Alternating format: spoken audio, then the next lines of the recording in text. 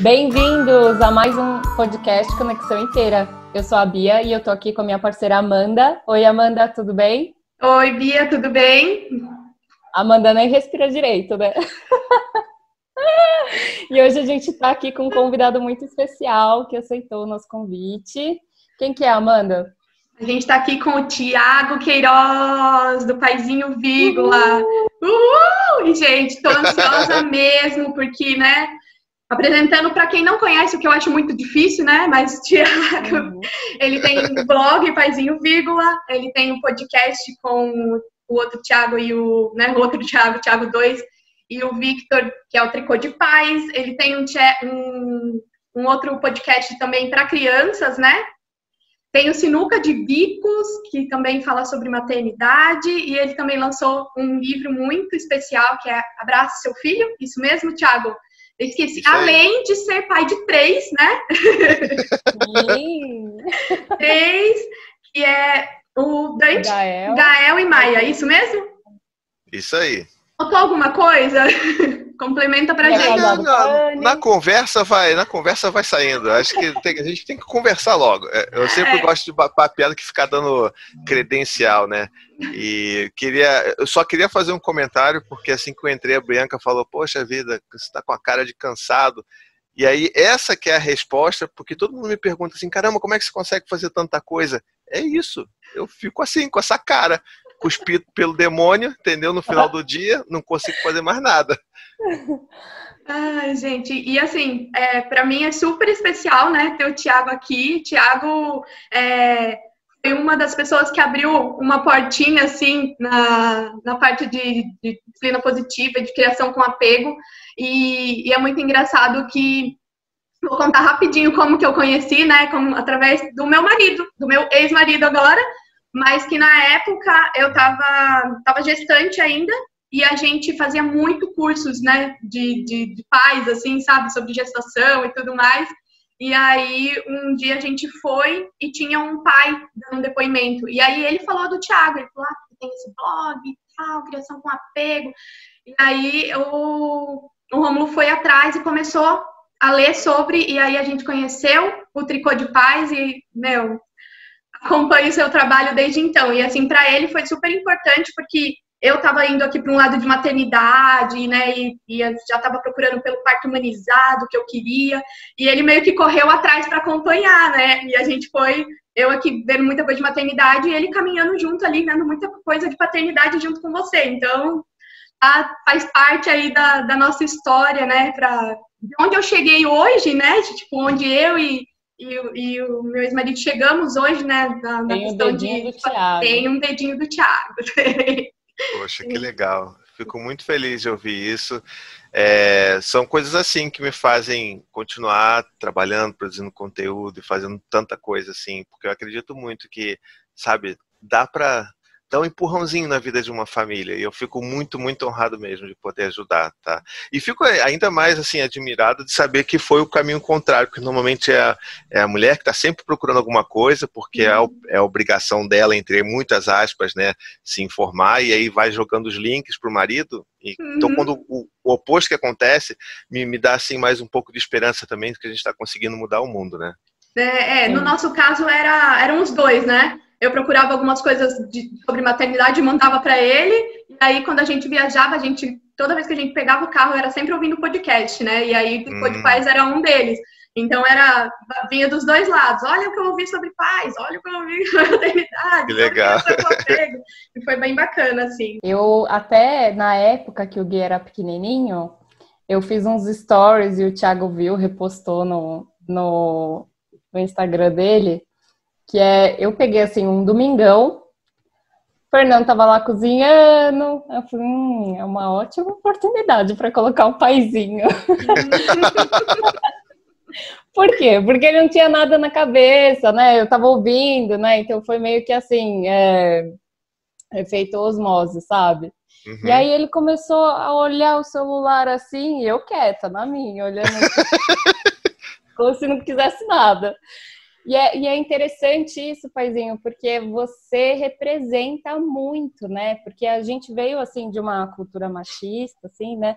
Então, os homens acabam tendo esse olhar de que a maternidade é só a mulher mesmo que toma conta. Então, quando ele vê um pai falando sobre como é foda ser pai, como que é difícil, né, os perrengues e tal, então eles começam a ter outro olhar, né? Tipo, nossa, esse cara também tá passando por isso.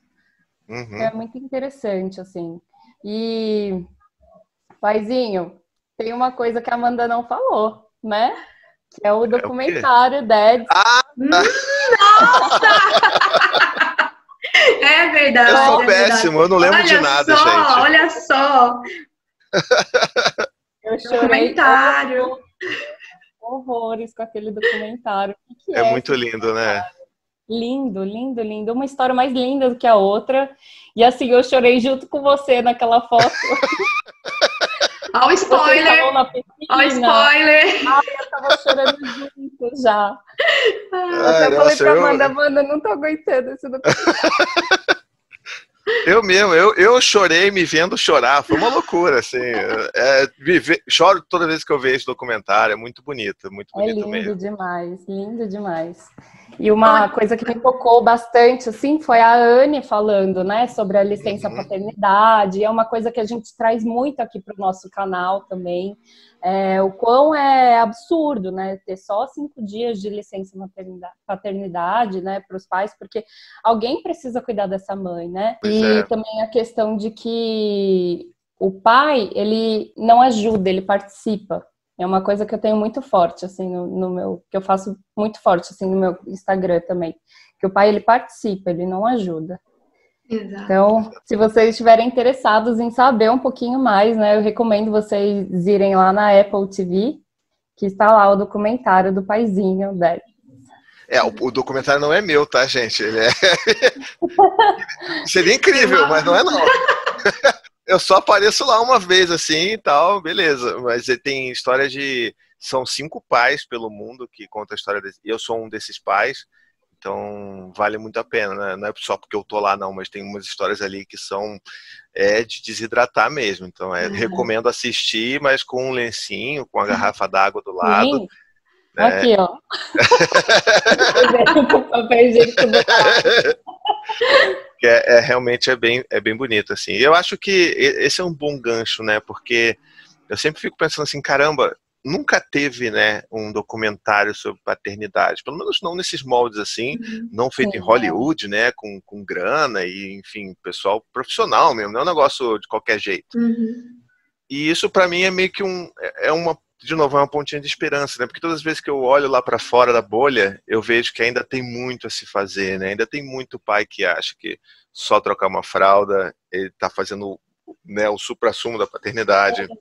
É o cara que não, fralda de cocô eu não troco. Como eu já vi amigo meu de trabalho falou, não, só troco fralda de xixi. Aí você fica, como assim? Seu bebê então vai explodir e você não vai cuidar dele, sabe?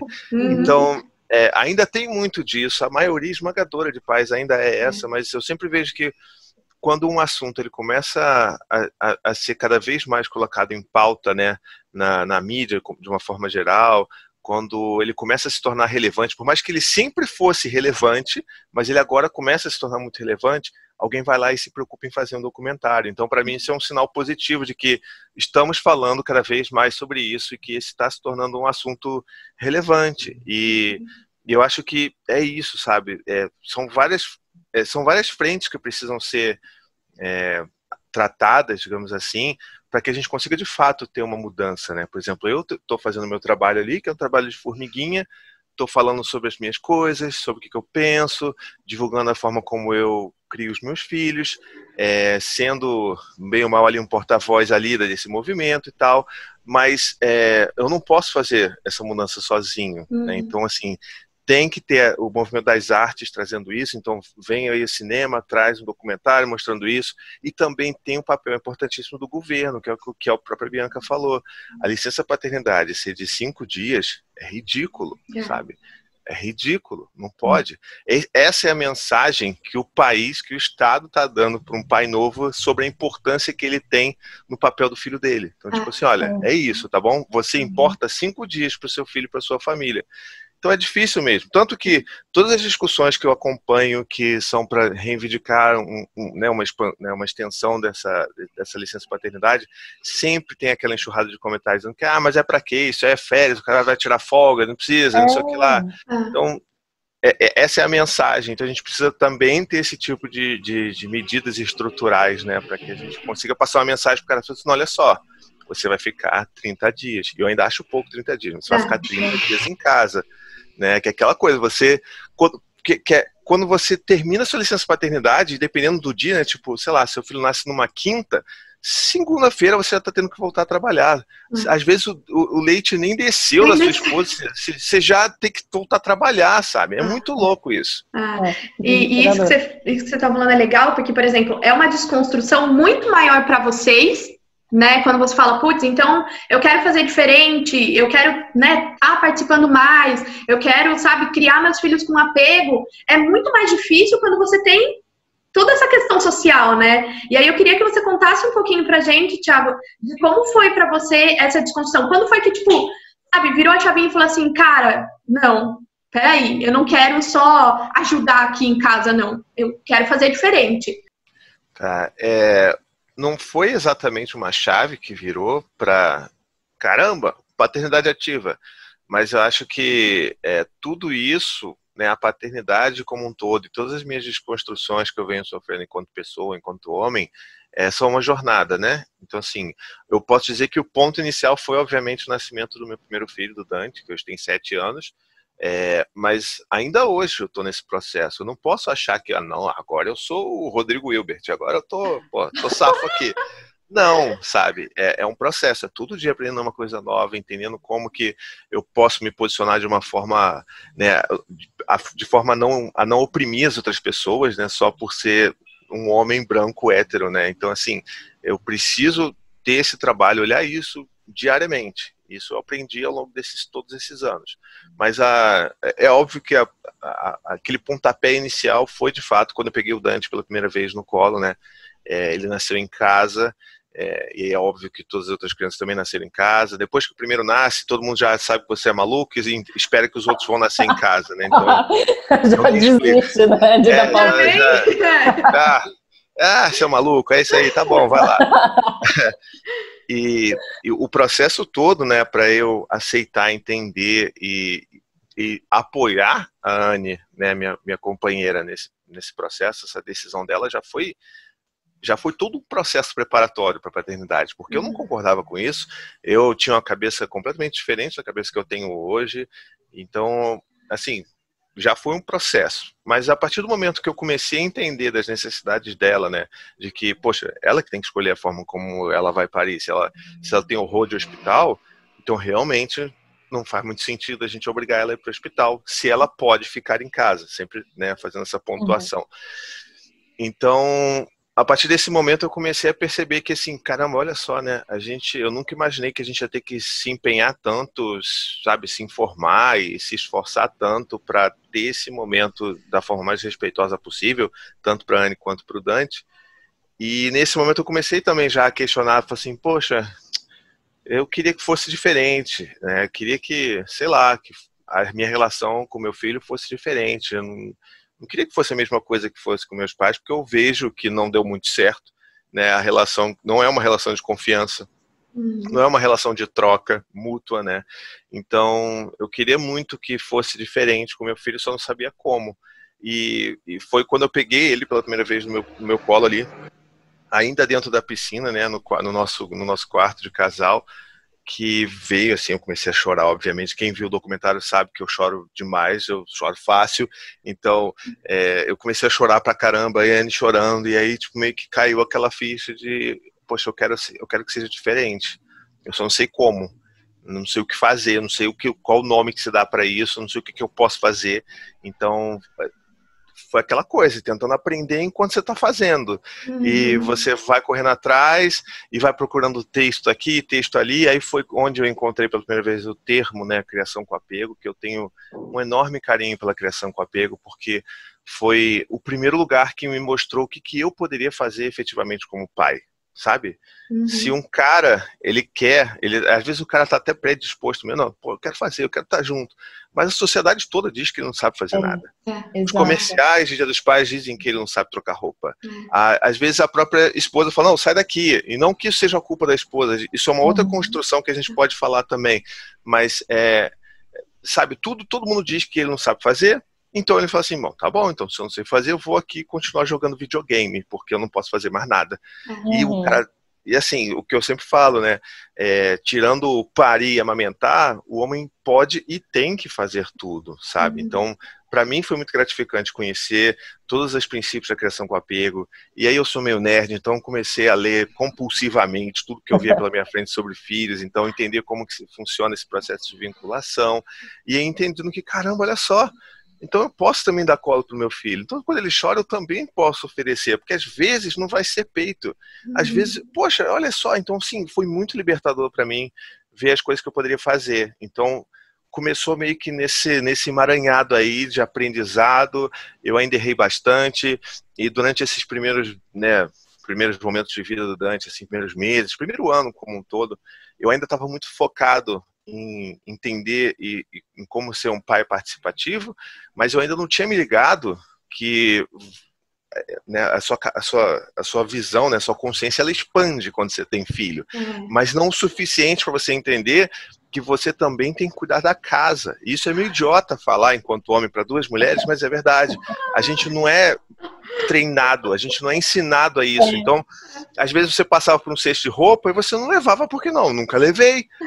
Mas aí foi depois do primeiro ano que eu comecei, e não, peraí, é claro que não foi mágico, eu não sou autodidata, a gente teve muita discussão, a Anne já falou muito comigo, ela me ajudou muito no meu processo, é óbvio, mas eu tive que correr atrás, porque, como vocês mesmos mencionaram, tem muita mulher que fala, poxa, eu mando um monte de coisa pro meu marido e ele nem tchum mesmo, porque essa porta só abre para dentro, então o cara precisa de alguma forma estar tocado, tá ali sensibilizada, a porta entreaberta ali para ele resolver abrir e ver tudo que tem que ser feito, né? Então, como eu disse, é uma construção. Cada ano que se passa é uma coisa nova que a gente vai aprendendo. Não é um passe de mágica, né? Quem dera se fosse. Eu sempre falo, gente, quem dera fosse assim, estralei o dedo e agora, gente, não erro mais. Olha que maravilha. Quem dera. Eu ia vender isso e ia ficar rico. A gente fala que não é uma receita de bolo, né? Pois e aí eu erro também, assim, algumas coisas eu priorizo no meu dia, mas acaba dando algum imprevisto e eu quero seguir aquilo que eu tinha planejado, mas não vai rolar. Então a gente tem que também entender e flexibilizar, né, essas demandas que ocorrem na casa, entender que tá tudo bem um dia você não passar uma vassoura na casa, sabe? Porque rola também essa pressão.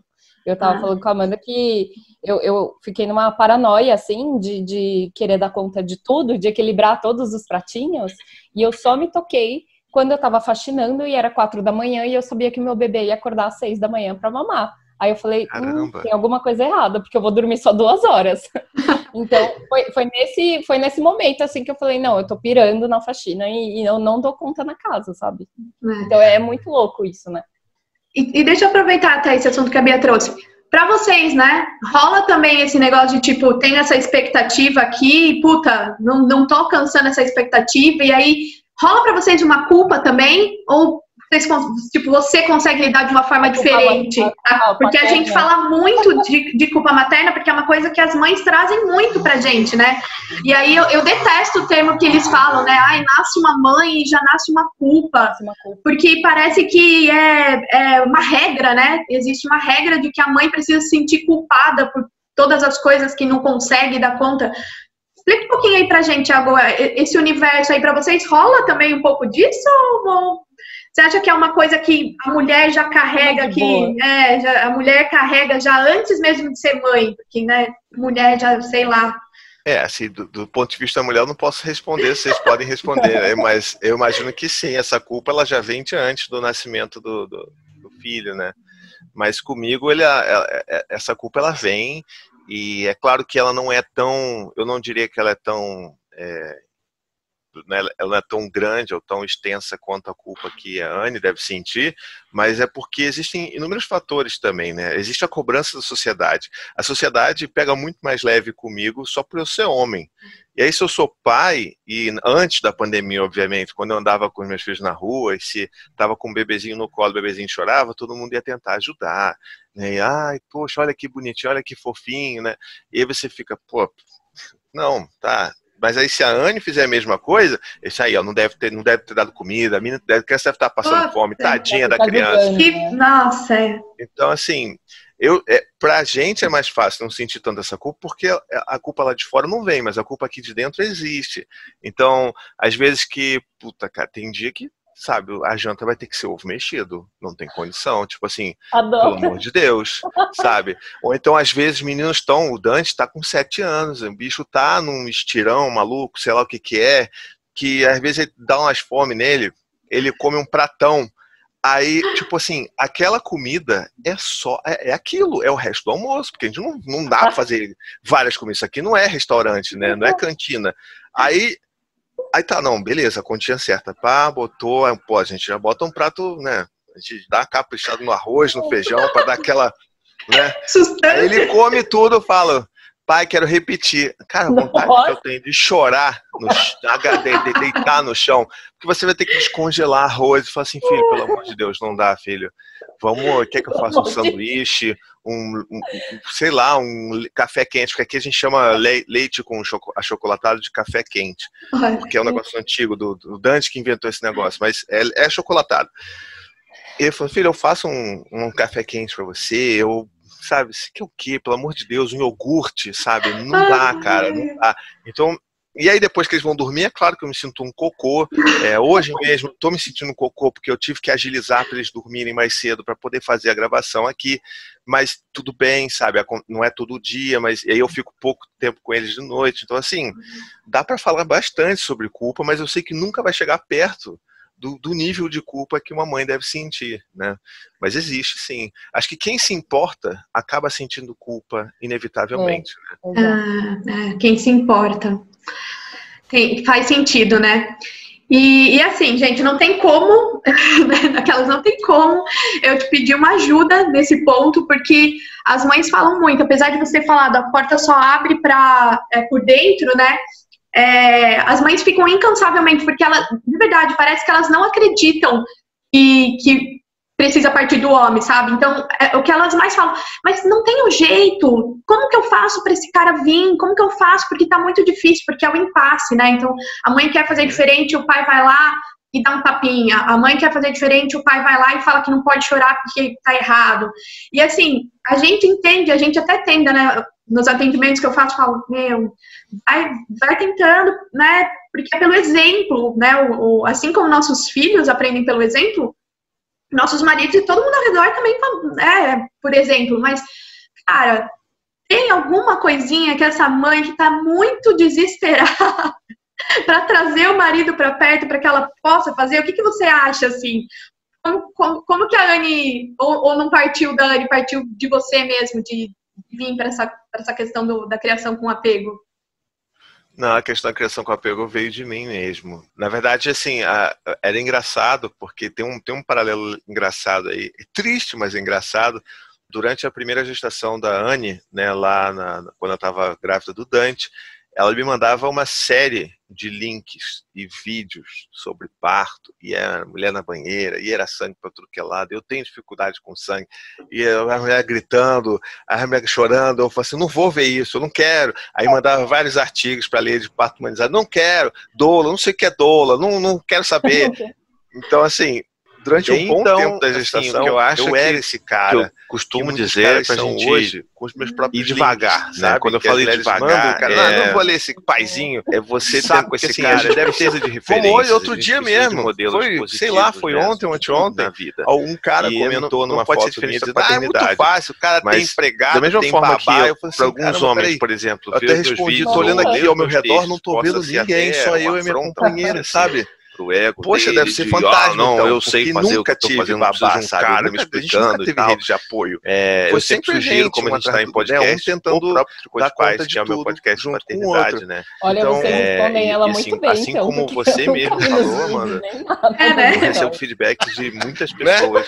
Ou pelo menos eu não faço não baixa aí, não vai fazer, o cara não. não se importava. Ou então com faz nada, TikTok, mas né, aí ele com começou a babá ouvir um pra episódio envergonhar aqui. babá. Então, Então, assim, a gente tem vários programas, mas isso é outra que história. são Então, mais assim, leves, eu digamos acho assim, que, então a gente vai no falar meu sobre caso, influência foi uma coisa paterna, muito sobre de eu ir sobre atrás, jogos, porque sobre eu queria livros muito eu coisas tenho que uma dá história, pro cara você começar a ouvir, vocês que viram se o vincular com a documentário, gente, sabe, tem né, uma porque história o meu o próprio podcast pai, é uma experiência imersiva, né? Então o cara que vai me ouvir fez também também se querer identificar com as suprir, eu pessoas. acho, talvez de uma Tem certa eu, forma, né, tem o depois da Berto, terapia, tem o Vitor, se acaba agora querendo ir tem um atrás, novo integrante que eu não vou contar pra definitivamente vocês, é mas daqui a pouco entra um novo integrante. Acho que a Olha que legal, tem surpresa, então. aos poucos. Não sei quando vai sair esse aqui, mas talvez já esteja no ar o episódio com um novo integrante. Mas eu acho que é legal que o cara comece a ouvir, gostar, para então a gente começar a trazer uns episódios mais de problematização, de aprofundamento no raciocínio, falando de, sei lá, racismo, de carga mental, de, sabe, saúde mental do homem, e aí depressão, a gente entra nos assuntos que vão se aprofundando e o cara nunca sabe o que vai sair dali. E eu acho que é nessa hora que a gente consegue realmente ajudar a dar uma perspectiva diferente para o cara, sem que ele se sinta obrigado a mudar porque, enfim, a mulher está mandando, ou porque todo mundo diz que ele deveria estar fazendo. Eu não estou dizendo que a estratégia que uma mãe desesperada, que às vezes possa até afastar, que ela esteja errada, porque, assim, ela está sobrecarregada, né? Sim. Então ela está desesperada, quer que o cara de alguma forma comece a fazer as coisas. Então eu super entendo isso.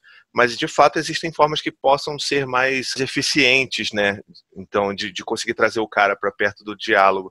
Mas ainda assim, eu já recebi, por exemplo, feedback de um cara, assim, estava fazendo uma palestra com ele sobre paternidade. E aí no meio da palestra ele me manda assim, olha, tem um amigo meu que, assim, o casamento dele acabou por causa de um texto seu. Eu falei assim, calma, sabe? Nossa! Calma, vamos respirar.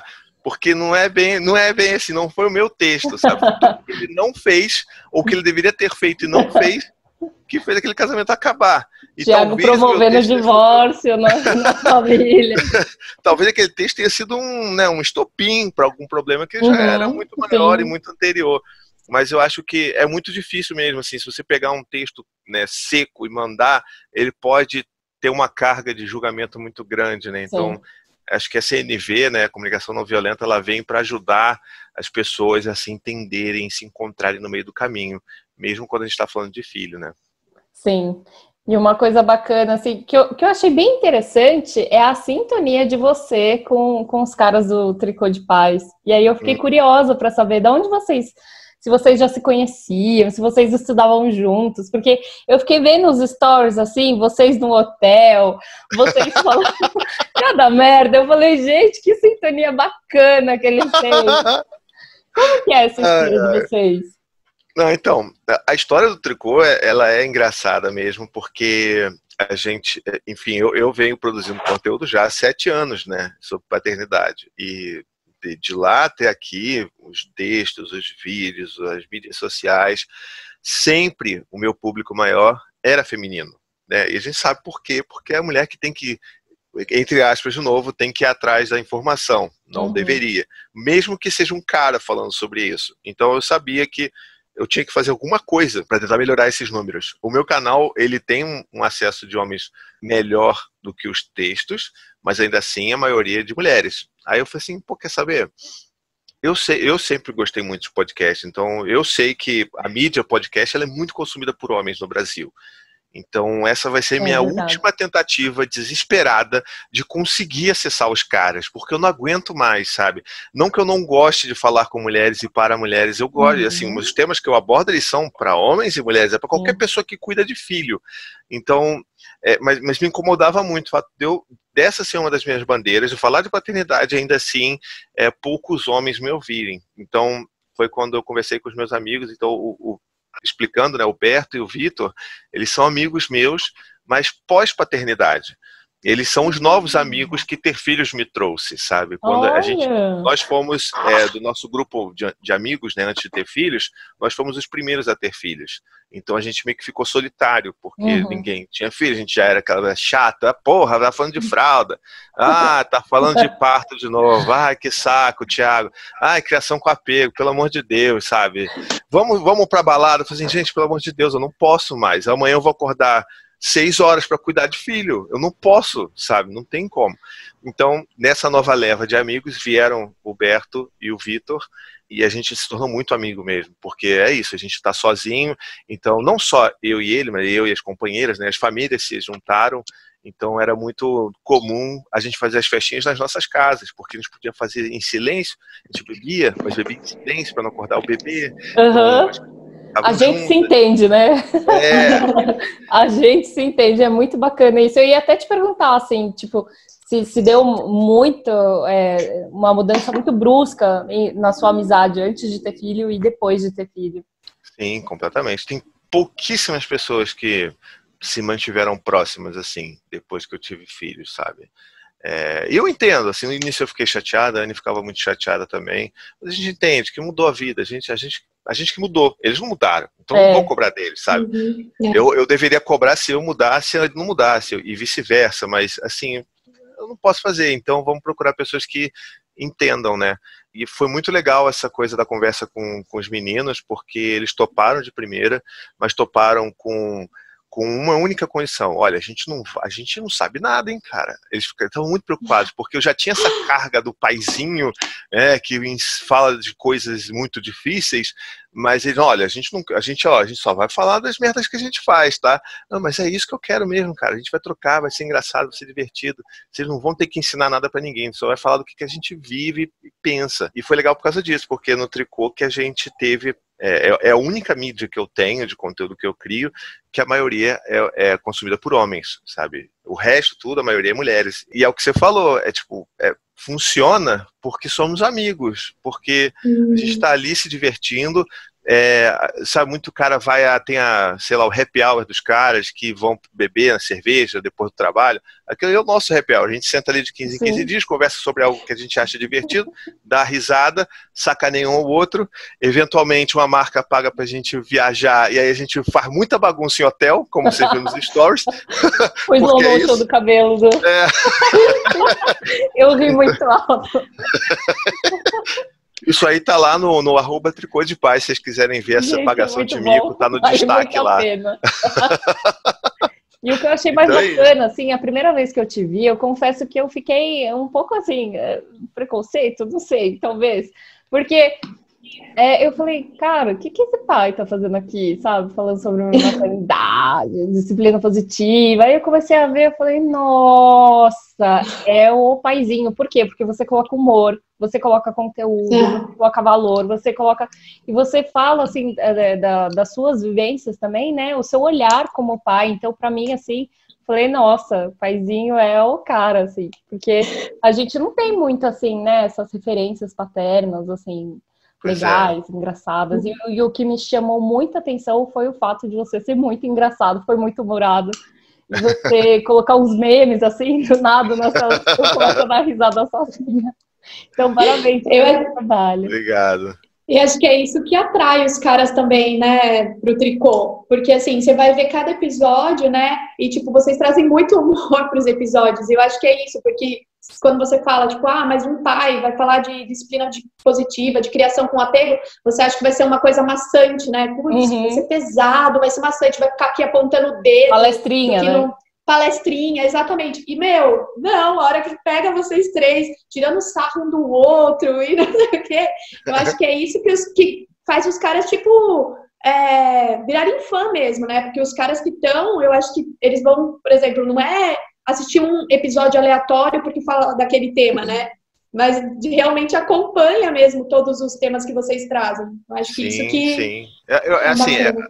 A minha visão para isso, para criar conteúdo, sempre foi essa, né? Quando eu decidi criar um canal, a minha única obrigação que eu tinha tem que ser um negócio bom que eu gostaria de ver. Eu tô cansado de ver coisa chata, de gente que se repete, que não é engraçado. Tem que ser leve, sabe? Assim, a gente já tá na trincheira o dia inteiro com o filho. A hora que você senta no sofá, precisa ser leve, sabe? Eu não quero, é claro que tem coisas que precisam ser mais densas, aprofundadas, e eu vou tentando equilibrar isso, mas o tricô é exatamente a mesma coisa. Eu quero que seja divertido, uma conversa com os amigos, e que as pessoas se sintam nessa roda de conversa. E é curioso, porque é o que você falou, as pessoas curtem tanto, enfim, hoje não são só homens, pais e mães que vêm, tem muita gente que nem filho, nem planeja filho e ouve a gente, é muito louco isso, mas eu sempre recebo mensagens das pessoas que falam assim, tô aqui maratonando, daqui a alguns meses eu encontro vocês no futuro. E as pessoas vão ouvir a gente do primeiro episódio, cara. Aquele negócio é de 4 anos atrás, que era um lixo, sabe? Aquele negócio. A qualidade horrorosa, com, sei lá, eco. Vocês aqui já estão no ápice da tecnologia. A gente chegou a gravar no quarto dos meninos, as noites de gravação, que era, pra vocês verem como é que era. As noites de gravação, como era quinzenal, né? A gente gravava no quarto dos meninos, então no dia que a gente ia gravar, eu botava os meninos para dormir na minha cama, e aí eu amarrava um gravador vagabundo na escada da bicama dos meninos, ficávamos nós 3, sem camisa, só de short, trancado no quarto, um calor desgraçado. Rio de Janeiro, né? Gente, então é real mesmo. Aquele cheiro de macho horrível, sabe? Suado, um negócio horroroso. E a gente falando assim, ó, grudado no gravador assim, para o som ficar bonitinho. E era horrível. E a gente ia até 3 da manhã gravando aquele negócio.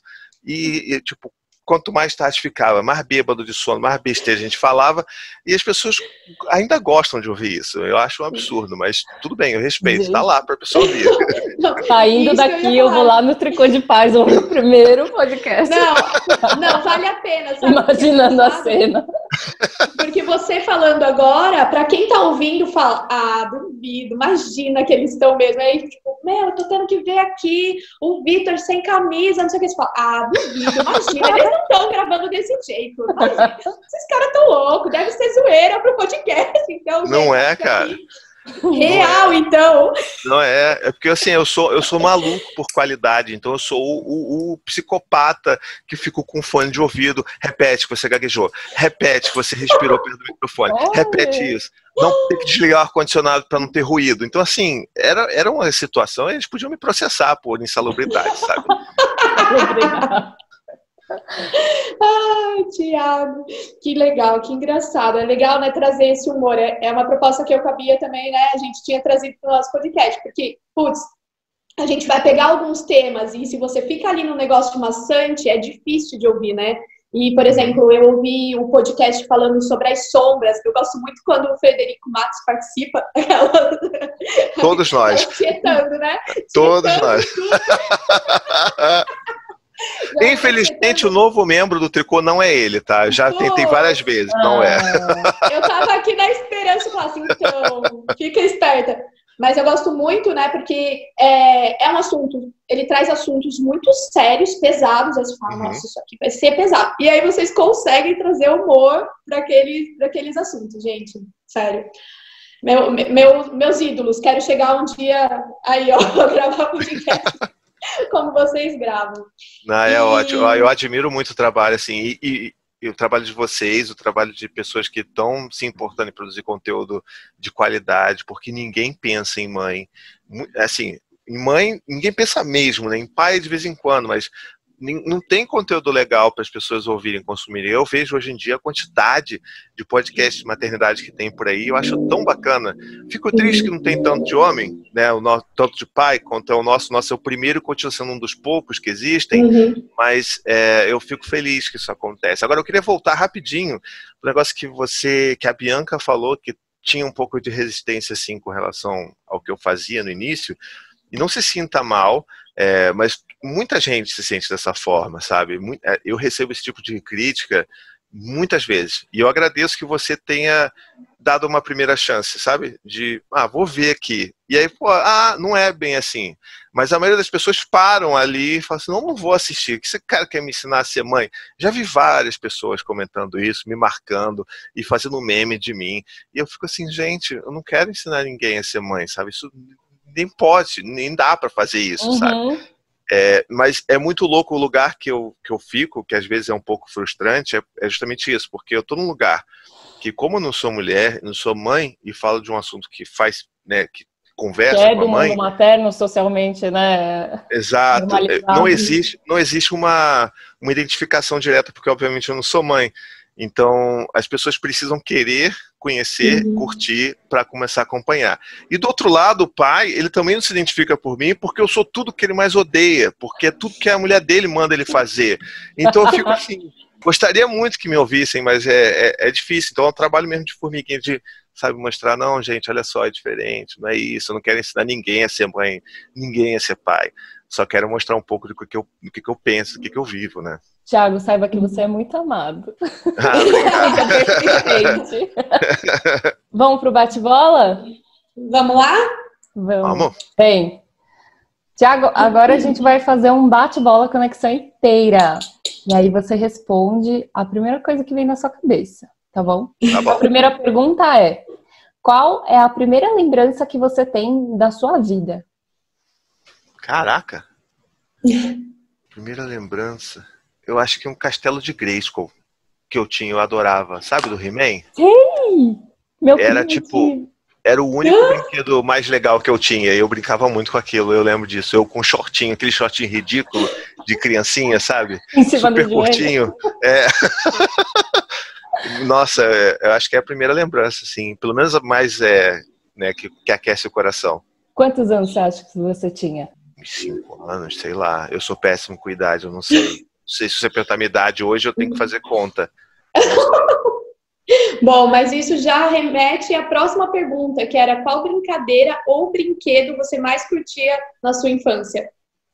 Era videogame, com certeza. Eu era uma criança que ficava muito em casa, então eu não tinha muito amigo de ficar correndo por aí e tal, então era videogame mesmo, Master System, direto, jogava que nem um louco. Tiago, o que você mais gostava de fazer na sua adolescência? Na adolescência, deixa eu ver aqui. Eu acho que... Cara, a minha memória é muito ruim. Tô tentando lembrar o que foi a minha adolescência. Eu acho que continua sendo videogame. Do console. Era PlayStation. Mas... como na minha adolescência, meu segundo grau, eu fiz numa escola técnica aqui do Rio, foi tipo uma grande expansão de universo para mim, porque eu era essa criança que ficava em casa, tinha poucos amigos. Então eu comecei a ampliar muito meu círculo de amizades e comecei a curtir muito ficar lá e fazer besteira de adolescente, sabe? De ficar um brincando com o outro, rindo, apertar extintor e sair correndo achando que vão matar você, essas coisas. Adoro. Adoro! Deve que eu faço isso também. Bom, e aí aquela pergunta básica, né, de quando é criança, o que você sonhava em ser quando crescesse? Quando criança, cara, eu acho que eu não tinha aspiração, não tinha essa coisa de falar, quero ser bombeiro, sabe, essas coisas, eu não lembro de ter esse tipo de aspiração, não. Eu sempre fui muito meio que tipo, vai levando aí. Enfim, a minha maior aspiração era ser inteligente só, eu acho, sabe, de estudar e, enfim, ser muito inteligente e tirar notas boas. Mas eu nunca, em carreira, assim, eu nunca cheguei a pensar. Tanto que a minha carreira, fora paizinho, é engenheiro mecânico. E ninguém acredita nisso, né? Acham que... Eu fiquei chocada quando eu soube. As pessoas acham que eu sou psicólogo, designer, como é que é? Tatuador. Porque você tem tatuagem, usa largador, né? Mas eu foi muito por acaso, assim. Foi na escola técnica, foi a segunda opção. Eu gostava muito de computador, então eu queria mexer com o computador. Mas, obviamente, eu não tirei uma nota boa para fazer informática. Então, fui para mecânica e continuei. Vamos fazer, né? Pergunta surpresa! Aqui agora. Eu ponto aqui o diretor, tá bom.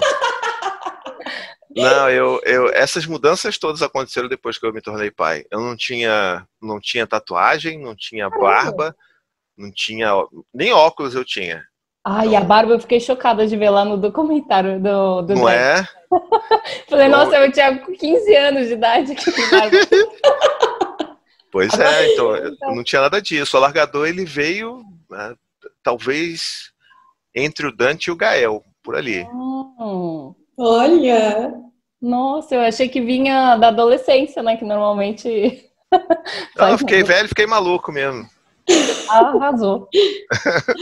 Bom, a quinta pergunta é: conte um caso engraçado que você viveu na sua carreira. Carreira?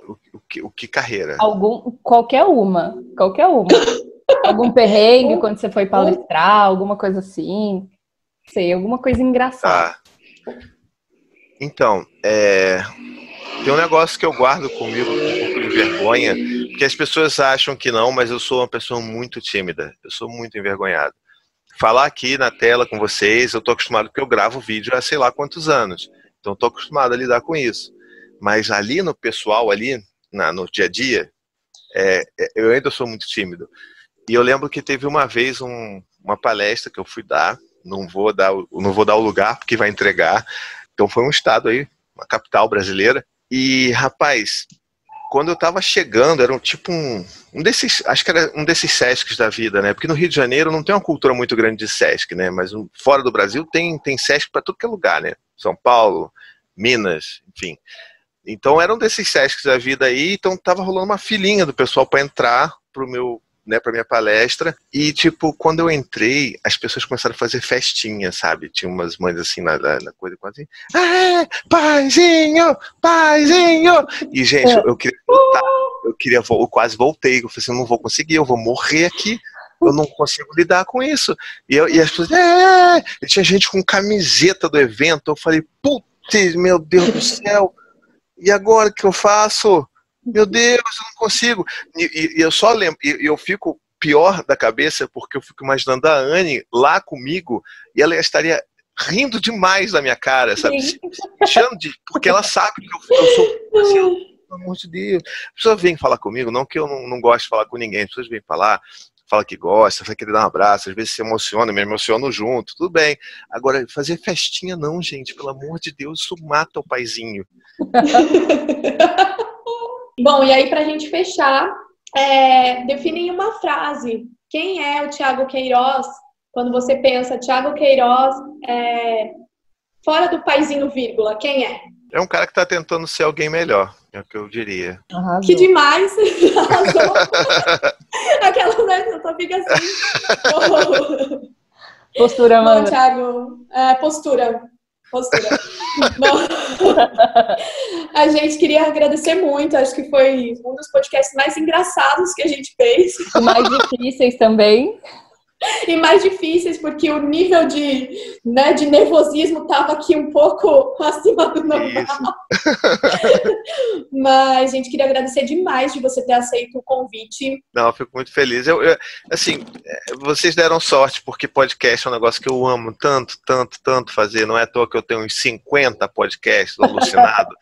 Então, é muito bom fazer, eu adoro conversar e é fácil, sabe? Eu tô acostumado a fazer.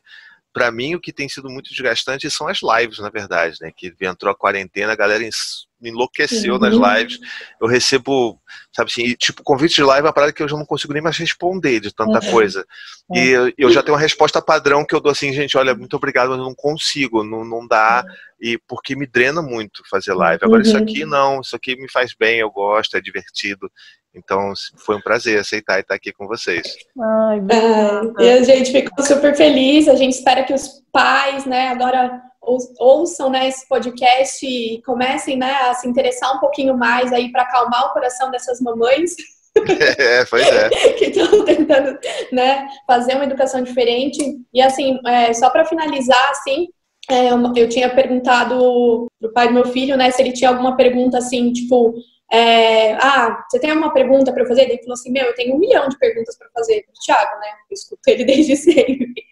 Mas, só para finalizar assim mesmo, ele perguntou assim, você acha, o que será que ele pensa de tipo, será que a educação que a gente está dando hoje, essas quebras de padrões que a gente está fazendo, tudo isso vai colaborar para um futuro menos preconceituoso, menos, sabe, preconceituoso, machista, sabe, racista nesse ponto?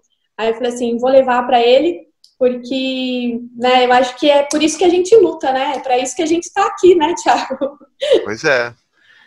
Assim, é uma pergunta muito, muito ruim de se fazer no final de um podcast, porque isso aqui rende um podcast inteiro sobre isso. Mas de uma forma resumida, eu diria que sim. Não é à toa que a gente tem tanto filho que nem coelho aqui, a gente tem 3 filhos já. Se a gente não acreditasse que há esperança de a gente mudar o mundo, transformar o mundo através dos nossos filhos, eu não ia estar nessa também. Então eu acho sim, e eu vejo isso já com os meus meninos que são mais velhos, né? O Dante com 7, o Gael com 5. Eu vejo como que eles já têm questões ali que nunca passaram pela minha cabeça quando eu era pequeno, quando eu era adulto, sabe? Então, a forma deles enxergarem o trabalho doméstico como um trabalho, deles se envolverem, sabe? A forma como o Dante ele já consegue entender que existe desigualdade, né, no Brasil, de como que ele consegue entender que existem pessoas negras que sofrem preconceito. Então, assim, é muito gratificante ver que todos esses anos de conversa, de diálogo, de respeito, de afeto e de análises críticas da vida fazem com que eles comecem realmente a olhar o mundo de uma forma muito menos tendenciosa do que quando eu era criança, sabe? Então, de fato, eu tenho toda a certeza que muda, e é por isso que eu crio conteúdo feito maluco, para que as pessoas também possam mudar com os seus filhos, né? Acho que é assim que a gente consegue mudar o mundo. Desconstruir a gente e construir um futuro melhor. Construir um mundo melhor. E eu amo que eles têm filhos também. O meu Gui também tem. 2 é? Bom, então é isso. Então, finalizando com essa mensagem incrível do Thiago, a gente queria agradecer muito. Tomara que todo mundo esteja ouvindo, né? Que a gente tenha gostado também, o tanto que eu e a Bia gostamos de gravar com você. Sim, nem vou dormir mais. Muito obrigada. Uma cervejinha para relaxar. Obrigado mesmo, gente, pelo convite, pelo carinho. Fico muito feliz e podem chamar que a gente, encaixando na agenda, a gente volta para falar. Porque tem que. Isso eu vou deixar essa provocação também, porque todo mundo só lembra que eu existo quando chega agosto. Então, assim, vamos chamar os pais para discussões também durante o ano sobre outros assuntos. É verdade. Eu cavando já a minha participação em novos episódios. Próximos episódios com o Thiago. A gente chama em agosto para desconstruir essa ideia. Isso. Vamos fazer uma live. Pelo amor de Deus, não. Obrigada. Bom, gente, então é isso. Até a próxima. Obrigada, Thiago. Pessoal. Beijo. Valeu, gente. Tchau. Tchau.